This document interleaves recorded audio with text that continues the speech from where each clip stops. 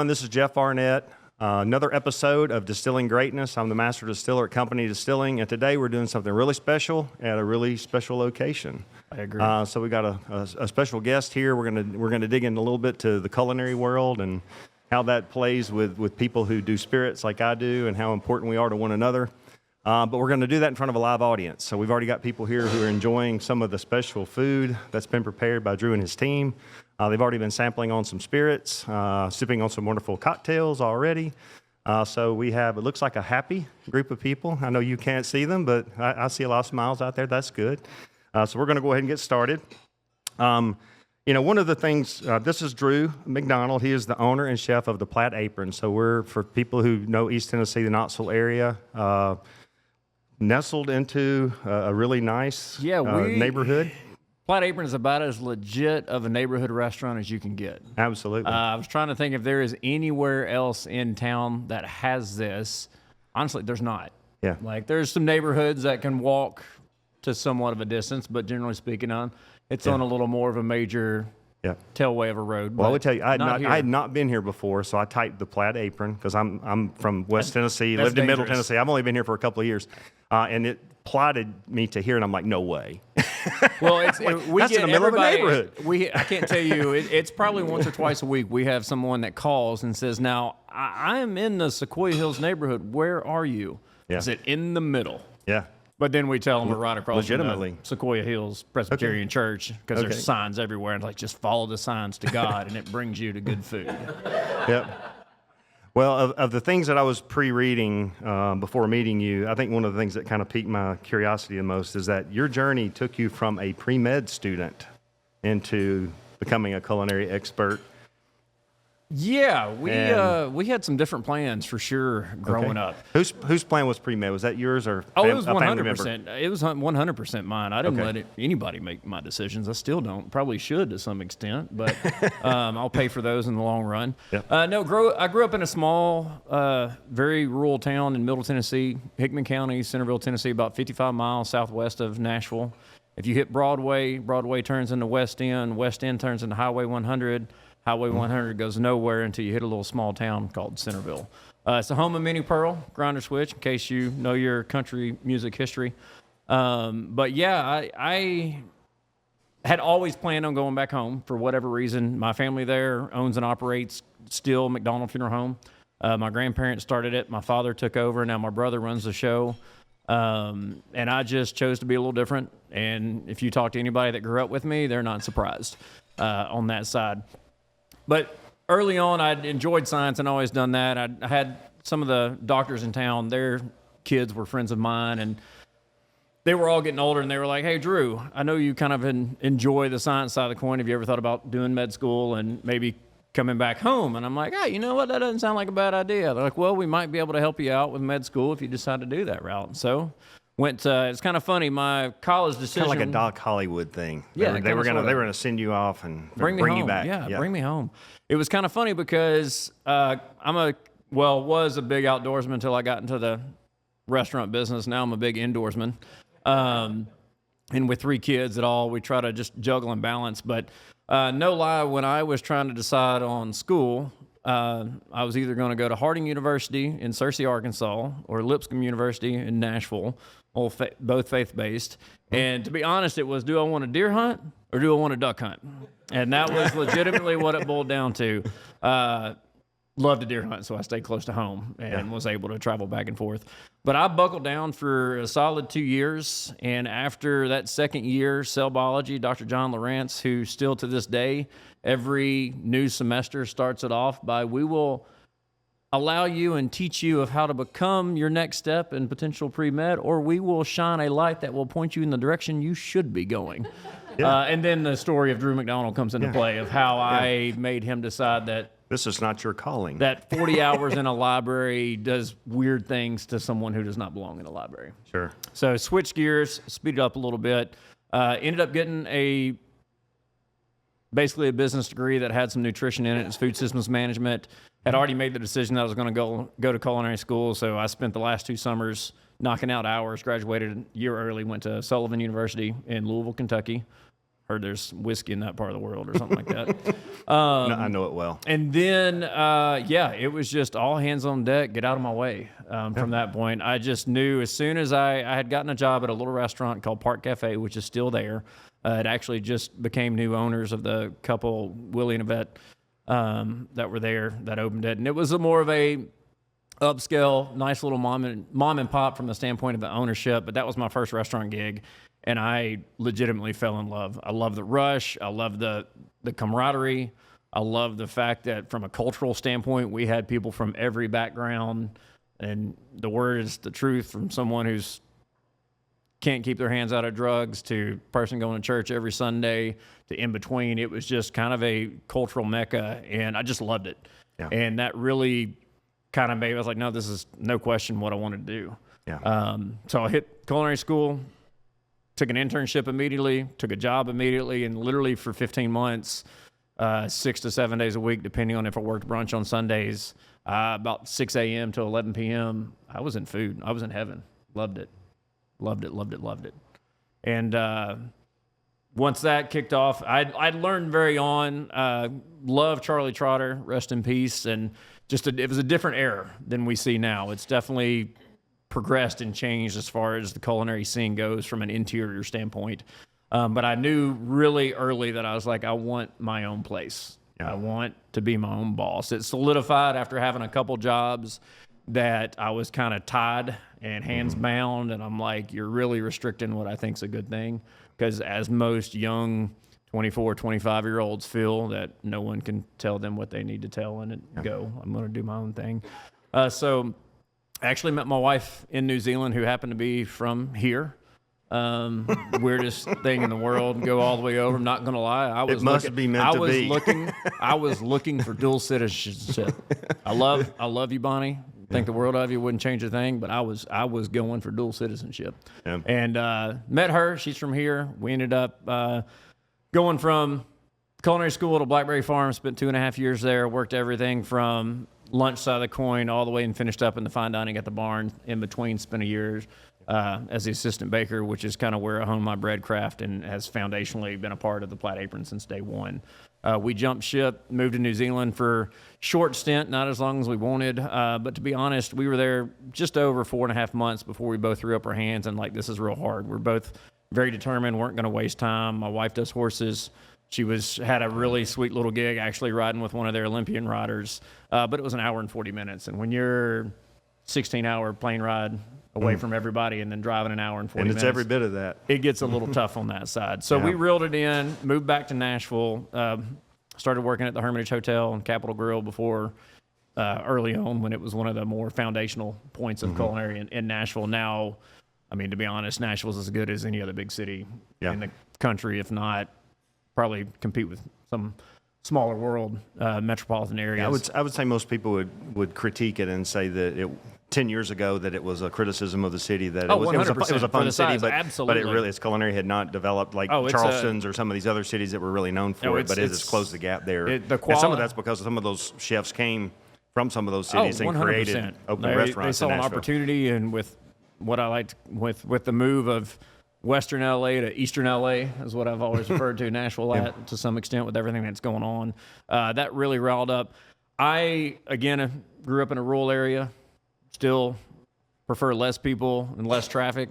And so once things started heating up a little bit, I just told my wife, I was like, hey, if you have any desire to move to Knoxville, I don't know why I'm even throwing this out there, but now's your chance. It's right-sized. It's got everything. Slow down just a little bit, Knoxville, if you hear me out there. Slow down just a little bit. Yeah, we're closed. We're full. Yeah. But it was, I mean, we're really full, actually. Really, really full. But no, just come and eat. That's all we ask for on that side of the coin. So I don't know that I've ever told this story, but, of course, I didn't plan to be a distiller. I didn't, the Jack Daniels thing was really not plan A for me. It was more like plan C or D, but I spent my first year in college in pre-med, and it was not because of my own desire to be a doctor. I didn't enjoy going to the doctor. I was usually getting stitches because I was a reckless kid. But my mother had convinced me that every family needs a doctor and a lawyer, and I knew I didn't want to be a lawyer. So I'm like, okay, I'm going to do the doctor thing. So I spent my first year in pre-med, but I kind of, in my in my heart, I was like, I think I want to be an engineer though. So even though I took biology, I basically started bridging the gap. I took chemistry, I took biology. I didn't take algebra. I decided to go on and take calculus. It was a higher level. That's smart. Yeah, so I was like, it will satisfy my math requirements, but I won't be behind if I make the jump. So what I found, what I found is at the end of that first year of pre-med, my grades were good, and I'd met a lot of people who were pre-med, and they were wound up about being a doctor, and I just wasn't. And when I thought about the commitment of medical school and the internship and all the things that you would have to do, I was just like, I don't want to do that. So I had to talk to my mom pretty hard about it. I think I broke her heart there for a little bit, but became an engineer and went to work for Procter & Gamble, 10 years, 3 different plants, different states, and then ended up at Jack Daniel's. Never thinking I'd be the master distiller. I was just looking for a good company to work for. My wife's from Columbia. I know we talked a little bit about that, from Middle Tennessee. Columbia Academy graduate there. First one that wasn't Columbia Military Academy. She was the first one that was regular Columbia Academy, but grew up in that community. So Middle Tennessee looked like an attractive place to live. Jack Daniel's was a great company. I found it intriguing being an engineer. It was sort of a mix of science and art. Kind of gave you a little 100%. Bit of, I always tell you that you can read a book, it'll tell you everything about fermentation and distillation, but you'll never read a book and come straight out making a great product. You'll 100%. Have to. Yeah, there's just too much art that goes behind how you apply the science to make it work. But then I became master distiller, so I told my mom that day, I was like, at least I can sign MD behind my name now. I'd consider that a success. Yeah. 100%. So, yeah, you fulfilled her. It's not medical doctor, but master distiller, still MD, doctor of intoxicology. There you go. That's what I declare myself to be. So similar, started off pre-med, and then said, no, that's not for me. That's funny. And now here we are. It's your food, I'm drinks. Yeah, it's funny how your grandmother said you need a doctor and a lawyer. Well, my grandmother actually, it's a little sensitive in my family, but I had worked one summer with my dad when I was on the fence of whether or not I was going to keep going in the medical field. I'd even considered going back home and kind of taking over the family business and mortuary work. But she had I was always an outgoer, and she pretty much was like, I think you can do something that's more fitting to your lifestyle and who you are. Sure. And it really reconciled with me, and I chewed on that for months. Yeah. And the fact that they started from scratch, from nothing, to make that small little, very community-driven business there in Centerville. And to tell me that I should probably look elsewhere was kind of not a shot, but it's like made me hesitate about what I wanted to do. But my brother and I joke all the time. I'm like, I keep you alive, then he takes care of you afterwards. So it's like I've got the beginning and he's got the end. So we're like the alpha and the omega in the world on that front, between the funeral home and the restaurant scene. Yeah. So a little different. So yeah, I think the other thing you kind of struck me is that you knew right away that you wanted to work for yourself. You wanted to be an 100%. Entrepreneur. That was a journey for me. I'm not sure I agree with that now. But now you know better. No, it's not all it's cracked up to be. Yeah. I think, but it's been nice for me. I was 30 years a corporate employee with Procter & Gamble and Brown-Forman, 2 great companies. I have nothing bad to say about either one of them. But at the end of the day, you're their employee and you do what they say. And, even as master distiller, that's a great title, but they kind of decided what you could do and not do. And sometimes you did and said things that you'd prefer not to, So there comes that point. It's like, am I being true to myself if I stay, or would I want to go ahead and, I've learned a lot. Now's the time, and one take of the that other risk and go do big my own decisions thing. For me too, is when we had, particularly shortly after being married a few years, we knew that we wanted to have a family. Mm-hmm. And when I had goals of, at some point, I think my biggest regret was not moving to a big city and holding down the fort in a very respected restaurant. Because I firmly believe that I had the talent, and maybe not if I didn't have the talent, but I had the drive. Like, you couldn't tell me no. Mm-hmm. Like, tell me no and I'll prove you wrong. That's always kind of been how I've been from challenge accepted. Yeah, like bring it on. Yeah. Like bring it on, strap it up, put the helmet on, chin straps in. And, that's one of my one regrets. But then when we started having a family, I'm like, and some of the companies, they were both very good companies, but just very different entities in itself. And I was like, I don't want somebody to tell me, like, now it's like here at Plaid, I've got 3 boys, and it's not uncommon if I'm here that they're coming through. And it's funny, my kids are 10, 7, and 5, and every single one of them will say corner before they go in the kitchen or corner before they go out.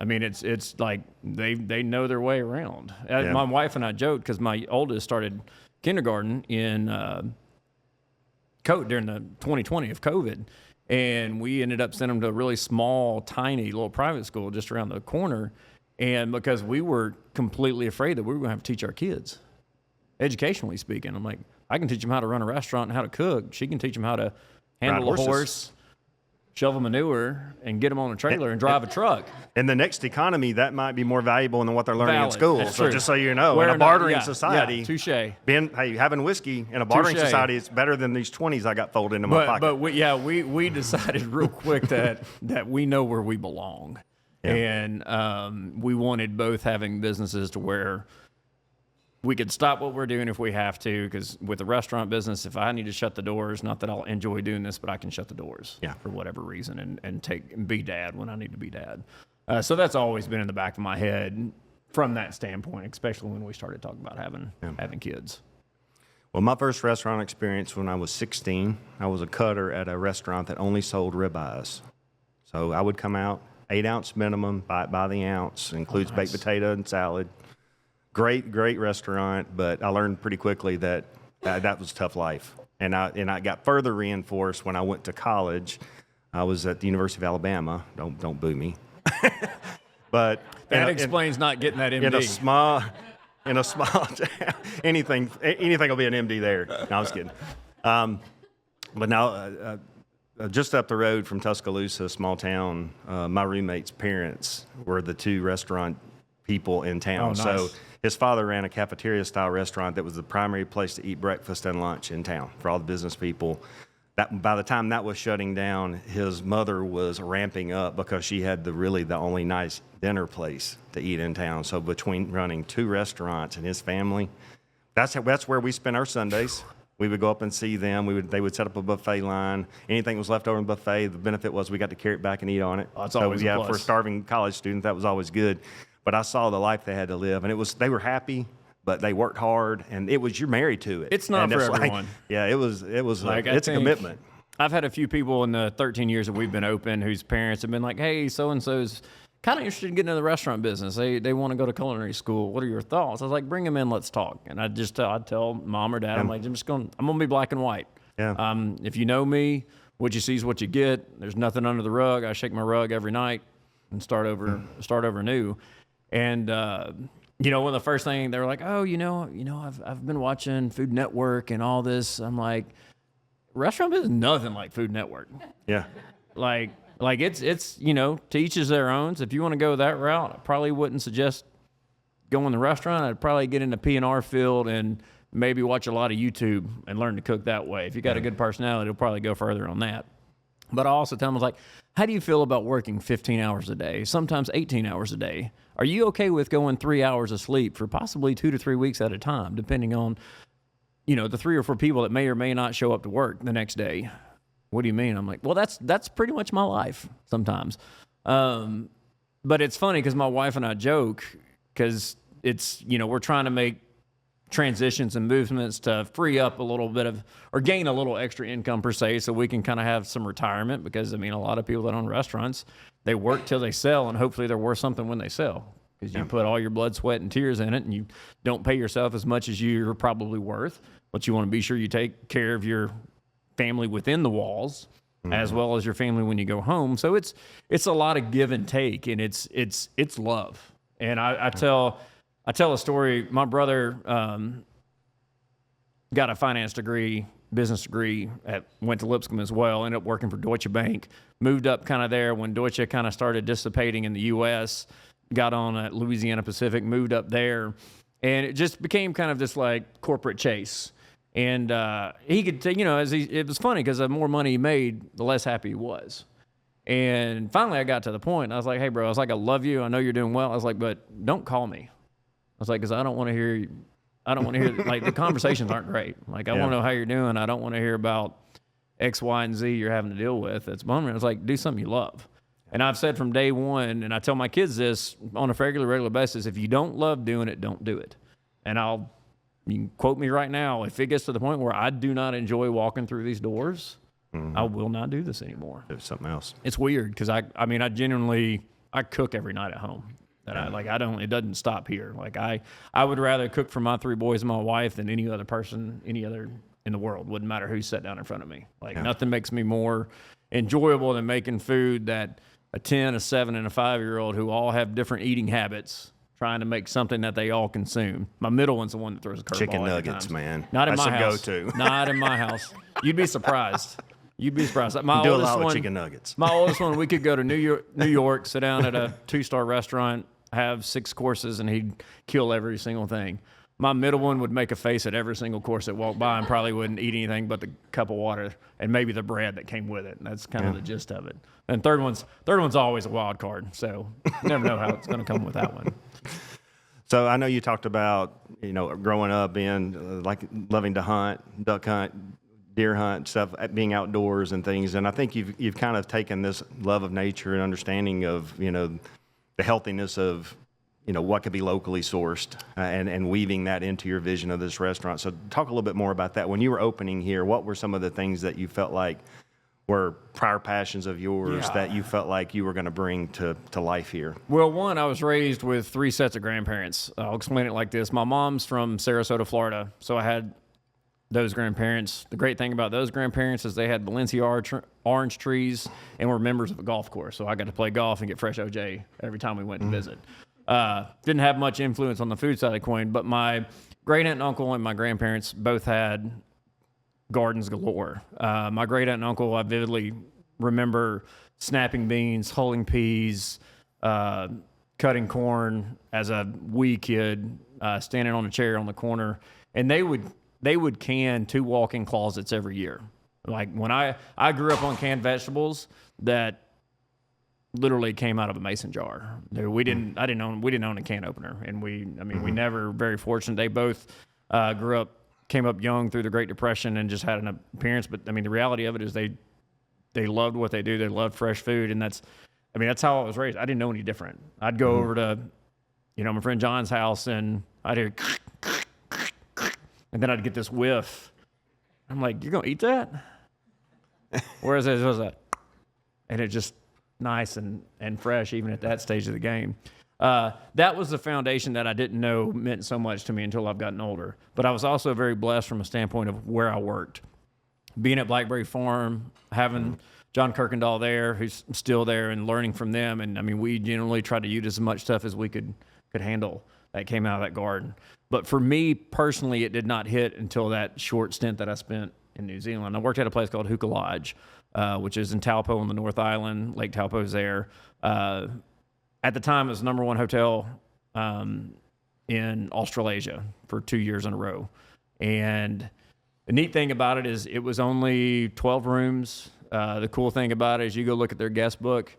Any sense of royalty in the world that visited New Zealand was there. The Queen of England, the Duchess, the Prince of Arabia. It was just like who's who was there. Never saw any of them. Just FYI, no autographs, nothing cool on that side of the coin. Nashville was a whole different celebrity gang. But I saw a country as a whole focus on what they have and run with what they have versus trying to, New Zealand's being in the South Pacific is a cultural boom. You've got tons of Asians, you've got the South Pacific Islanders and everything. So you had a little bit of everything. But when I'm in the central, it was roughly a 2.5 hour, depending on which way you went to get to the coast. Like when we ordered fish, we knew whose boat it came off of. And it literally either came in the night before or they just unloaded it and it hit us by 2 p.m. And then you look at the apples that are coming from literally 300 yards down at Mr. Kip's. And it's just this little pocket of, you don't have really anybody that's growing, 40 different varieties of the thing, but you're dealing with a little community that's supporting each other. And one thing on the foundation, when we came on board here, I said, my goal is to support a community that supports us. Our first t-shirts we made said farmer, restaurant, mouth. That's what I wanted it to be. I wanted the farmer to come here, we put it in your mouth, and then it just comes full circle. Like we're the middleman. There's not a, unfortunately, it's kind of, as you grow bigger and you need more stuff, some of the farmers can't produce as much, and you got to watch a budget, especially nowadays, as things kind of get a little crazy from the food side of the coin. Like you've kind of got to pick your battles of what you do. We still foundationally, I still work with 2 farmers that were at Laurel Church Christ Farmers Market back 13 years ago that I've been doing day one. My beef comes from Mitchell Family Farm out in Blaine. And generally speaking, I don't get beef from anywhere else unless I'm wanting some Australian Wagyu or something like that. But the reality of keeping the dollars that come through Plaid within this 30-mile radius to keeping within our economy is something I strive really hard on. And, you know, we've been very fortunate. I mean, Knoxville doesn't realize how cool the farming community is here. Mm-hmm. And, I mean, the farmer's market is just a little snippet of what goes on. But if you stretch that out a little wider, the amount of money that stays pockets here. And when I do have stuff that comes in on a produce truck with a door that sheds up and et cetera, but I've also got a lot of produce that comes in dirty that we need to clean, that comes from dirty hands who've been sweating all day. Yeah. And there's nothing more gratifying on me to be able to respect the carrots that you ate tonight or the tomato that I sliced. Just came out of the dirt. Well, because of the hands and the respect that person had for that. Yeah. I don't want to disrespect a piece of food that someone has literally sweated and possibly bled on to provide for their family, as we provide for our family within this building to sustain those that come and sit down in our restaurant. And it really is full circle in a standpoint when we really try foundationally to keep it farmer restaurant in mouth. Of course, I've traveled 41 countries. We were talking about this before we started the podcast. But when you tell somebody from Tennessee, it's what? Elvis, Dolly, Jack Daniels? Elvis, Dolly, and Jack? Pretty much. Yeah, so and it's usually Jack, Dolly, and Elvis now. So. Yeah. So, but everybody thinks about music and whiskey, but agriculture is still number one in Tennessee. Oh, 100%. It's still the biggest industry here. So it's important. So we not only feed ourselves, we feed a lot of other states as well with what we do here. So for people who are listening who maybe are feeling encouraged to go into the restaurant business, what are some of the things that you've learned as far as taking, obviously quality food, supporting local agriculture and farming where you can, that you think has come together to create the Plaid Apron and a successful restaurant that's got a warm atmosphere and is known for quality food? What are the things that you think are instrumental in getting that done? Trying to decide to be kind or blunt on this one. You can be both. I mean, the reality of doing it the way that we do it, I'll just be black and white with what came on. My wife quit doing horses to help us open the restaurant. She and I are sole owners in this business. We put $71,000 into this place when we opened it. I don't know a single person that's been able to pull that off. We're still trying to maintain and pull it off. Now, we have put quite a bit more money in here to get it to where it is now. The reality of it is you can't be afraid to work. If you don't like work, you don't like staying up, sweating, worried about whether or not you're going to be able to sign the next paycheck, or worried about you've overcommitted to a farmer on X amount of produce that you want to be able to held accountable for what you're committing to them. That's one thing that always scares me because, I was like, this year's actually been a down year for us. Yeah, last year was a pretty decent year. And so we're kind of, it's an up-down relationship. And the reality of, you can't stick to your guns in this business, if I could tell anybody. Yeah. You better be able to have eyes wide open. You better be able to turn your neck left and right, and you better be able to see what's ahead. Mm-hmm. And with that comes pivoting. Be agile. Yeah, it comes pivoting. That comes just because you want to do it doesn't mean you should, from multiple facets, whether it's financial, whether it's sustainable, et cetera on that. But then with what I said earlier, do it because you want to and because you love it. Sure. Because I'm going to tell you this right now, you get 6 months into this, you're going to wonder, why in the world am I doing this? Yeah. But I'm one of those crazy people that just doesn't know when to say no. And we're still going. But it is also one of those, when you look from a standpoint of being able to see people gather around a table under a restaurant, smile, enjoy what they're eating, enjoy what they're drinking, and doing it with our neighbors. The community aspect of sitting around of a table, not to go spiritual, but I do, from a foundational standpoint, the word communion and gathering and sitting around a table is not just in front of a congregation at church. It's at home with your family. It's with a friend over a cup of coffee. It's at a 6-course meal, wherever that may be, or it's grabbing smash burgers in the corner at Plaid Apron with your best friend. And to me, that right there, just so much happens around food and drink. Yep. That's good. Sure. And that's always motivational on that. I think two of the questions that I've gotten, since company distilling has started and opened in Townsend in particular. First of all, why company? What does that mean? Because it's not meant to be the cinder block box where you show up to earn a check. Yeah. If you look up the word company, its original, what it meant was those you break bread with. Yeah. So it was more related to companion than it is your employer. So it's kind of switched over the years. So, but we were founded during the pandemic too, and they were closing down restaurants, and we felt like it was important that people still be together.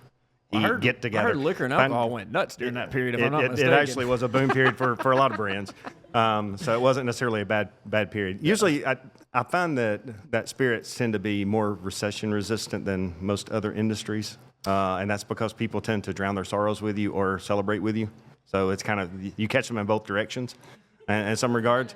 That's fair. But the other thing was, why Townsend? Of course, we were going out there. I became familiar with Townsend through Jack Daniels doing the Grains and Grits Festival that we do that first Saturday in November. Great festival, great location and atmosphere. But, I kind of feel like you've got a unique location here. I think we do as well. Yeah. We could have chosen to be on the Parkway and had Same more here. of that, had that, pass by, tasting room opportunity with a lot of foot traffic. But it was more like, what does it say about your brand? We want a place where people make quality moments with one another, 100%. Like what you talk about, sharing a meal with someone, those intimate moments. We feel like having a place where people can congregate, beautiful spaces, quality in everything we do. We don't skimp on anything. Right. If we have to skimp, then we don't do it. So we would rather make some hard choices than to, have a big menu of things that we feel like just don't measure up. So I think that's, maintaining quality reputation is critical, whether you're trying to build a whiskey brand or build a restaurant experience for people. Yeah, absolutely. It's funny you say that because being here 13 years, I had a conversation with a couple who has been coming since day one.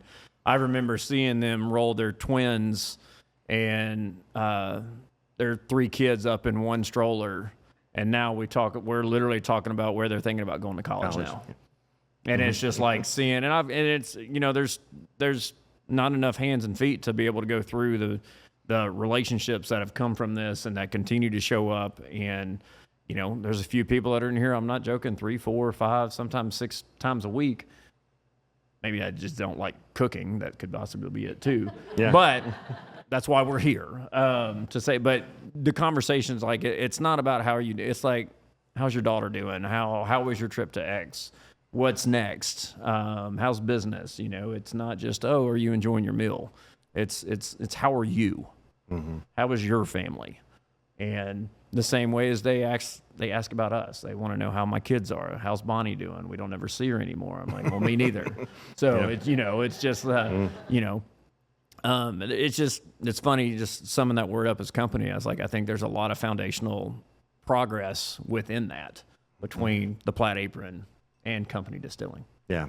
Well, and I always hope that if there would be one silver lining from the pandemic, it would be that people don't take for granted the opportunity to gather with other people that matter to them, whether they're, family or not, the people we choose, your friends are the family we choose for ourselves, but, make those moments special. And don't ever take them for granted, because there was a time that you almost felt guilty, like you were being reckless if you were being around people, because we just didn't know. Yeah, you didn't know what it meant. And one of the blessings I got from it too is I had people that I found out where I was in their hierarchy. They weren't willing to get COVID and risk dying for me, so I didn't hear from them. Yeah, so I just got completely cut off. Then I had other people who was like, "Come on, man, I don't know what this means, but come on." So you figured out, fair. I'll die for you. Come on. Yeah, so, that's interesting. We're going to be together. So. But this is one of the things, I know we're going to try to open up and have a few questions from the crowd here, but one of the questions that we always like to ask people who are on the podcast is, for you, Drew, what is your perfect gather around scenario? Is it at the restaurant here? Is it at your home? Is there a special place that you like to go? But what does that special occasion look like for you when you gather around with people that matter to you? Yeah, with a good company. Before I answer that, Zach, if y'all will drop those whiskey truffles down to have a few people to perk up a little bit. I know we're getting a little long-winded here. It's really funny, and I'm not trying to be cheesy right here. When you choose, I honestly think the restaurant the restaurant business chooses you. You don't choose it. I genuinely feel that way. Knowing that that's the realm that I wanted to go, I have created many friends through this journey. Sure. And business acquaintances, but I have also sacrificed a ton of relationships and acquaintances during that period. I generally married my best friend. And I knew how important that was because of the journey that I knew that I wanted to take. I did not want to take it alone. And that one decision was going to be basically my bubble. And don't get me wrong, my marriage is not perfect by any means. And I'll tell you this, that first 2 years of this restaurant, we're glad we had a couch and a spare bedroom because we won 100%. I mean, I had my wife walk out on me in the middle of service one night, if that tells you anything. So we've learned a lot. We've fought a lot, but we've worked through. But I bring all that together to say, like, I start there. And anyone that wants to join in, as long as she's there. Sure. And now that I've got 3 kids, granted, getting them to stand still is a whole different ball game. But I think, you know, I don't necessarily food's fantastic. I love doing that. But at the end of the day, my wife and I sit down. We watch some stupid television show for an hour just to check out. Now, if my wife picks it, it's definitely going to be that. Well, so she's got a knack. She has. The funny thing is we understand each other. And when I'm not there, she watches that sort of show because she knows that it's not going to happen if I sit down and do it. But we'll have a glass of wine. We're kind of in the Scotch right now, or we always are gifted whiskey and bourbon, and we'll just have a little bit and drink. And not just sitting around the table, but what comes with that is the conversation. Sure. And sometimes nothing is said, but there's a connection that you can't really put into words. Just being together. So for me, it's finding those people that you don't have to talk to know that it's good. Creates that perfect setting and situation on there. Because I'll have a pimento cheese sandwich on the back of my pickup truck somewhere with somebody I hadn't seen in 20 years, and it means just as much to me as sitting down with someone who is properly setting silverware and drinking a $200 bottle of wine. Well, I am similarly blessed that my wife's my best friend. I'm married well. We have great friends, and we enjoy being with them, but we don't feel that we have to. We don't need any distractions from one another. We enjoy the time we spend together. We do it out of choice when we join everybody else. But we're blessed to have a really great circle of friends too. Same here. Yeah. We've got close friends, but I'll speak candidly, choosing the restaurant. And I mean, my goal, and it was supposed to go to London for an internship right out of culinary school. And there was a moment my wife and I were sitting in the parking lot. She had come to visit me in Louisville, and we had kind of gotten an argument. And I was hesitant about staying in a relationship and moving overseas. The short story of that is the internship never happened, but she just looked at me straight up and said, "Do you want to do this with me or not? And you need to make a decision now." And it was at that point I was like, okay, you're committed just the way that I am committed to my career.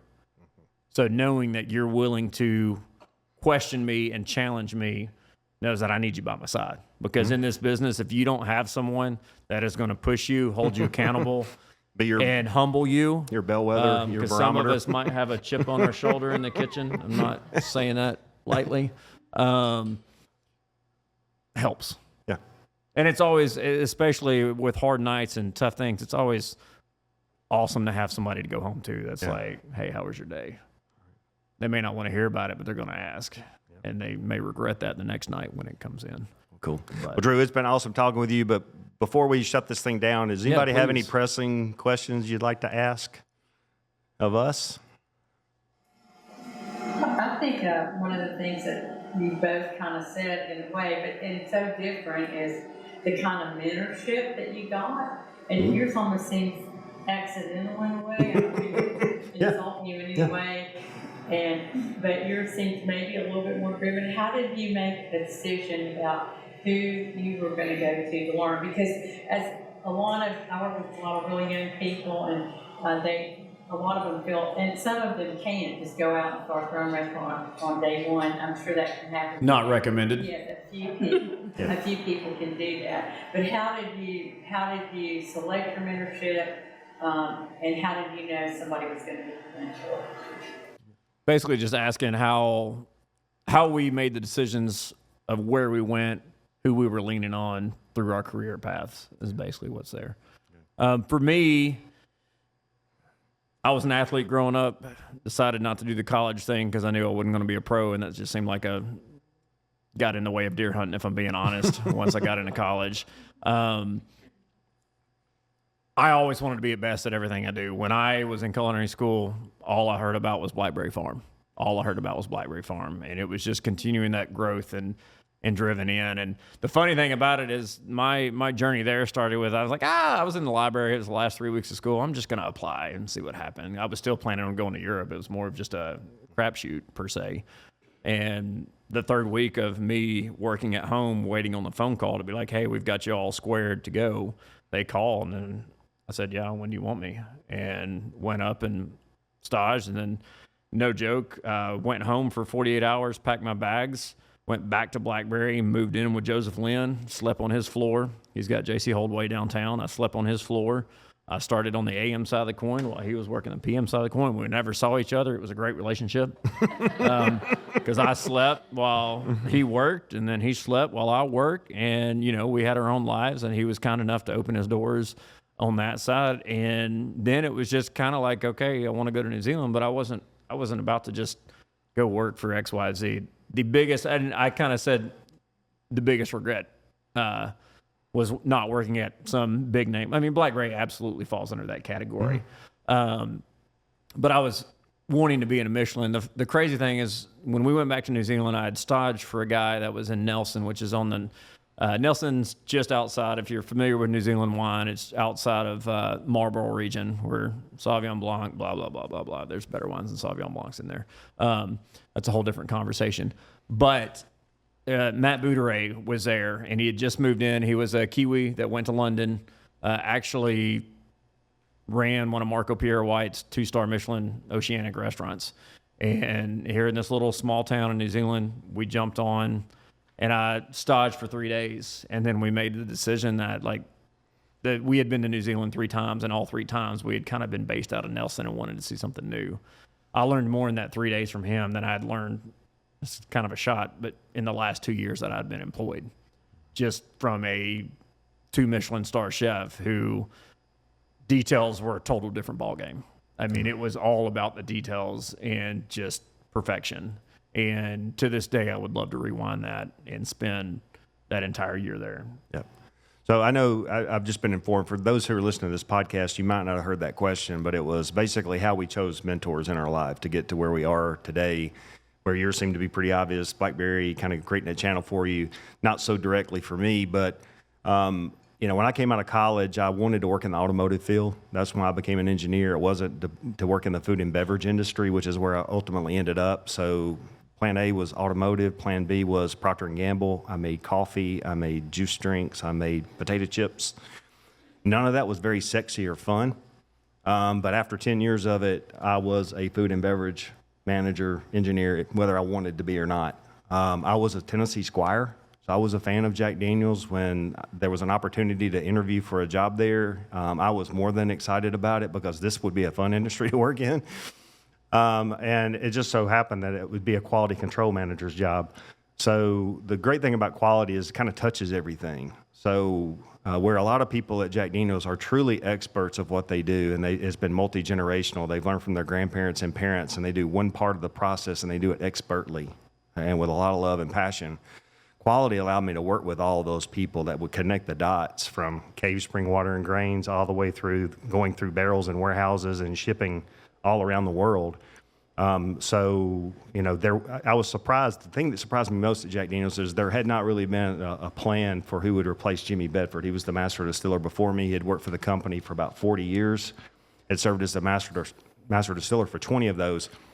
But as I understood the role of the master distiller, they want people to be able to be a face and voice for the brand, but largely it was about explaining to people why they should believe in the brand. And it was like Every day you make it the best you can. That was one of the mottos of Jack Daniel's. That's all in a statement. That's what quality was. And it was all the things that we did in the process, all the checks that we did, all the things that could go wrong, how we were going to ensure that all the things that could go wrong did not go wrong. So I was stunned when they first approached me about being the master distiller at Jack Daniel's. But at the same time, I couldn't argue that the experience that I'd had there over 7 years was broad enough, and my understanding of the process was good enough that I could speak to any part of it. So yeah, I was honored to do it. I didn't come there thinking that I would be the next master distiller, so I wasn't really seeking a mentor to that role. But being in quality just well positioned me for it. And once the opportunity was there, like I said, it was an honor. And then opportunity for ownership, I finally got that entrepreneurial, kind of hankering. If you'd interviewed me when I worked for Procter & Gamble, I would have told you my dream would have been to figure out what I want to do with my life and then go do it for myself. And then after 30 years of, working comfortably for corporate people, you finally have to decide, and once you're the master distiller of Jack Daniel's, is that enough? Do I feel like I've achieved enough success, and has that completely killed that desire to build my own brand? And I think COVID kind of played into it a little bit, but you're like a hamster running on a wheel, and all of a sudden you get a chance to get off, and you see where you are, and you realize that's what you're going to do for the next 15 years. And I was like, yeah, I think I want to make a change, and the pandemic didn't change that desire in me. It didn't scare me off. So I'm like, that must be a good sign. So just make the jump. So that's kind of how it happened. So anybody else has a question, we'll try to get you a microphone on this one. Okay, hold on. That way we'll get you on recording. Thank you. Yeah. Wonderful experience. Yeah. Drew, really two questions. Very popular show right now is The Bear. Have you watched The Bear? I get this on a regular basis. Okay. So this was expected, right? Yeah, so I'll give you my quick rundown of The Bear. Yes. Is it accurate? I think in comparative to any other show that has technically tried to do a restaurant, it's close. Most restaurants aren't as dramatic as that. But they hit the nail on the coffin with, chef drinking out of a pint container, a deli container. Like that's every day in this business. The ending of season 2, everybody was like, that is the most worthless. Why in the world did he get locked in, walk in? I've known one chef who died because he got locked in. Actually in Nashville, passed away during the flood. He went back to load dry ice and to walk in to preserve everything that was in there. It locked behind him. He got CO2 poisoning. And then I've known of another one who was fortunate enough that it got locked in there, but did not. Somebody was able to open it. So it's one of those things like, does that really? I'm like, no, those little bitty things, like they actually really happen. But the intensity from a standpoint, I think to some extent it's a little different now. I'm sure there are places that are that intense interiorly speaking of the restaurant. But if you want to go back to, 20 years ago when I started this game and getting into some of those high-end kitchens, that was it. Like Blackberry wasn't necessarily that game on that side, but I had friends that worked in New York and San Francisco and London, et cetera, et cetera. There were plates that hit the wall. There were attitudes that needed quick adjustment. There was cocaine snorts going on the side of the saute while they're flipping bolognese.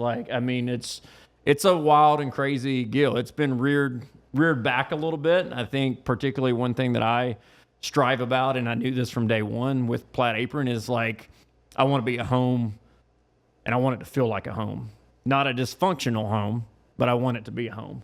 So, but back to your question is, they've done a fantastic job. It's a little dramatic, but yes, as it should be, which is why everyone watches it, not just chefs. Yes. Well, Jeff, and I would also say all these moonshiner shows that people watch, there's very little reality in that reality television. That is a crock. I do not watch those because it's just like, give me a break. So Jeff, the question for you, Yeah. You made that decision that it was time to take that next step. Why was that next step to Townsend specifically?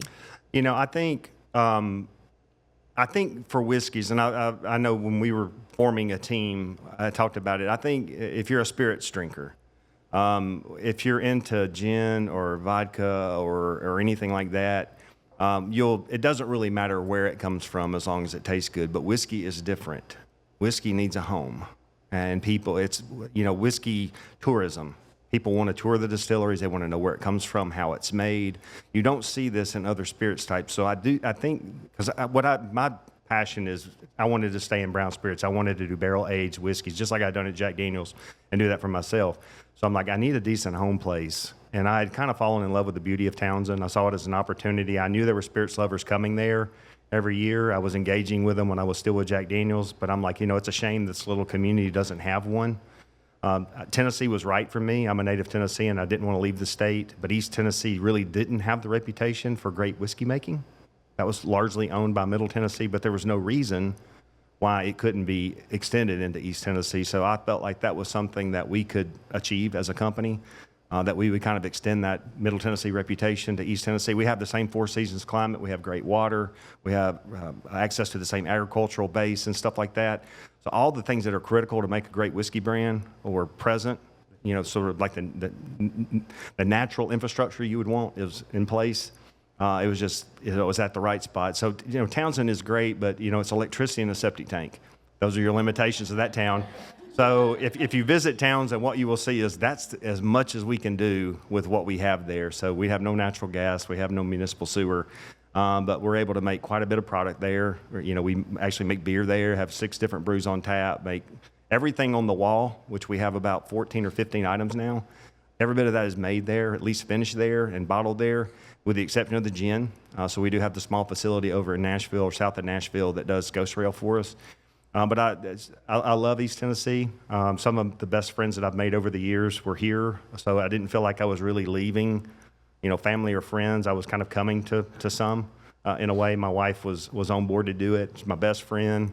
She's probably the one person that could have steered me out of doing it, but she was completely on board, so that made it easy for me to make that decision. But I'm happy to be here in East Tennessee. Mostly happy that I've been able to stay in Tennessee, because I wasn't always. I lived in Alabama, Louisiana, and Texas. Once I got to Texas, I was like, far enough, time to go home. I love Texas. There's nothing wrong with Texas. Texas people, I wish every state was as proud of their state as Texas is of theirs. I think we'd be a stronger country if we had that. But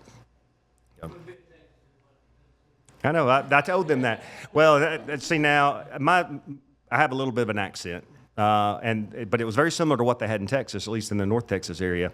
And I can remember talking to some guy, and he and I become pretty decent friends, and I was just north of Dallas, very close to Oklahoma. But I remember him asking me, he said, "What part of Texas are you from?" And I said, "I'm not from Texas." And he had this look over his face that he's like, we're not going to be able to be friends anymore. So I said, "I'm actually from Tennessee." He went, "Thank God, that's the only other state that's the only other state in the union that's worth a damn." So that's spoken like a true Texan. Yes, if you're not from Texas, you better be from Tennessee.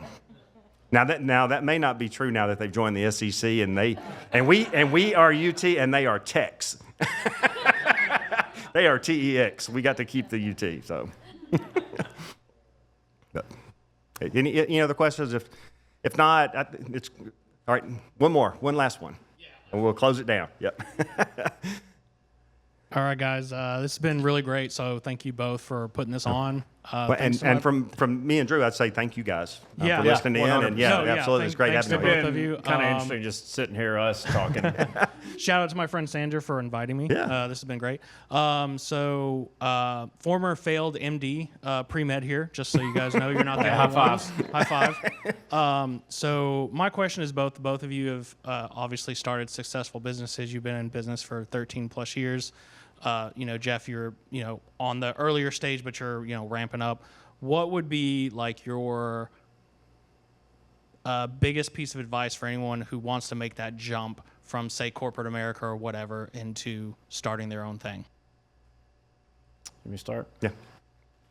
I mean, as soon as you said that, the first thing in my mind was be okay with being uncomfortable. Mm-hmm. I mean, I think one thing that I have learned and kind of going through it right now with this other project with Albright Grove Brewery on Sutherland that we're building the kitchen with, I've always used catering here to kind of cover me. So if summer for us is all over the place. Like we don't ever expect summer to be super good for us. With the hopes of the brewery being open back around the 4th of July didn't happen because we're still not open, I kind of put a halt on some of the bigger catering gigs that we did, which usually carries us and makes things comfortable as comfortable can be. Well, not doing that has just made things a little tight, currently speaking. Like, it should evolve back out of it, but it's just one of those weird situations. But I learned year 6 when I felt like things were just hopping and great. Money was going in, didn't have any kids. It's funny, still didn't pay ourselves much. I got to go back and realize why I didn't like stockpile a fund or something during that period. We just kept kind of shoveling it in. But it was a matter of 3 months. Things went from really good to you got comfortable. Look where you're at. And in the restaurant business, I tell everybody, they're like, oh, you've been open for 13 years. You've got it figured out. I'm like, if I've got it figured out, I'm failing.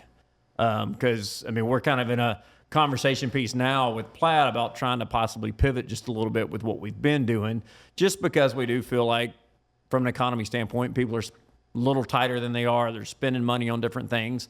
And that's one of the tough things about being in our location. Like, we don't have the Kingston Pike traffic that people roll through. We have a lot of loyal customers, but be okay with being uncomfortable and making decisions that maybe you're not super happy with, but you have to make. And that's, it's great. I love it. Like I said, I don't know what else I'd be doing. Probably shoving manure for my wife. But yeah, love what you do, but be okay with being uncomfortable. Yeah, and I think from my standpoint, there was certainly some level of comfort just being a corporate employee. I was ready to take that jump, but I would tell you, I'd never envisioned it to be easy, but it's probably been twice as hard as I would have thought. Where coming from Jack Daniels, I could walk in a store and you didn't sell anything. You just took orders. They wanted everything you had. You were a known brand. Everybody's going to buy it. To basically trying to explain and convince people that take a shot here. I've got the skill of 20 years there, but it's definitely a different proposition. So just you're pushing it uphill, with high interest rates and sluggish economies and stuff that I know you're facing too. I think everybody who owns a business right now, you're having to be pretty diligent. I think I say it's making us very disciplined, that we would be running a lot harder and a lot faster if the conditions were a little bit different. But I think it's making us more battle tested so that when the headwinds come off of us, that we're lean and mean and ready to fight and do all the things that we need to do. So, we're making it, we're good. But I was hoping it was going to be easier than it has been. So just know it's tough. Don't expect it to be too easy. So And I'll follow that up with, when we started this restaurant, my wife's uncles are both entrepreneurs. One went oil, one went renewable energy and started his own business, some other stuff. And he was going to talk to one of his mentors who was, I believe, on the 66th floor of the Sears Tower, somewhere around there. And going through, getting advice, possibly trying to get a little backing to make that happen. And behind this guy's wall, huge office, just had this small little 8x10, and the only thing it said on it was, it always costs more and it always takes longer. I don't know how old that is. Our uncle was gifted that from him when he started his own business, and we received that in the mail the second week after we'd opened ours, and it hung on our office for years, and I've still got it somewhere. But the reality is it took longer and it cost more, which I think just kind of sums back in of being just a little uncomfortable and being okay with that. Yep. But anyway, thank you to everybody who came tonight, and I hope y'all found this entertaining. Drew, it has been a real pleasure getting to know you and sitting and talking with you for the time that we've had here. So for those who are listening, thank y'all for tuning in to another episode of Distilling Greatness. If you're in the Knoxville area, please look up the Plaid Apron over in the Sequoia Hills neighborhood. I promise there's a restaurant down here. Yeah. I promise. Call us. We'll get you Just hit here. your navigation, type it. It finds it pretty easily. That's how I got here. And if you're in Townsend or in Thompson Station, please come by and see Company Distilling. So we're either place that was guaranteed hospitality. Always. That's what we're offering, right? But anyway, thank everybody for listening in, and be prepared for next month. We'll have another episode of Distilling Greatness coming at you. But thank y'all. Yeah. Cheers.